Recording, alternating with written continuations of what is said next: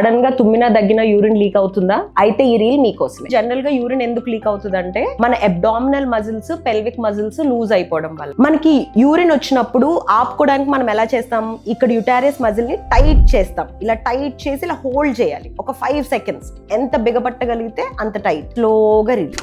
మీ 2 foot ని ఇలా నమస్కారాల్లోకి తెచ్చుకోండి. స్లోగా పైకి కిందకి, మీ మోకాల్ని పైకి కిందకి ఇలా చేయడం వల్ల మన పెల్విక్ ఏరియా అంతా చాలా స్ట్రాంగ్ గా అవుతుంది. ఇలాగా ఎవ్రీడే ఒక 5 మినిట్స్ చేశాక ఇప్పుడు మన పెల్విక్ మజిల్ ని ఈ లోవర్ పార్ట్ అంతా టైట్ గా బిగబట్టి పట్టుకుని ఒక 5 సెకండ్స్ తర్వాత స్లోగా రిలీజ్ చేయండి. తర్వాత మీ 2 లెగ్స్ ని బెండ్ చేసి మీ హిప్ డిస్టెన్స్ లో ఉండాలి. మీ హిప్స్ ని లిఫ్ట్ చేయండి. ఈ పార్ట్ అంతా టైట్ గా పుల్ చేసి హోల్డ్ చేయండి, బిగబట్టండి ఒక 5 to 6 సెకండ్స్. తర్వాత స్లోగా రిలీజ్. ఇలా ఎవ్రీడే చేయటం వల్ల ఈ సడన్ గా యూరిన్ లీకేజ్ అవడం అనే ప్రాబ్లం నుంచి మీరు చాలా రికవరీ అవ్వగలుగుతారు. ఎవరికైతే ఇది యూస్ఫుల్ అనుకుంటారో వాళ్ళందరికీ షేర్ చేయండి.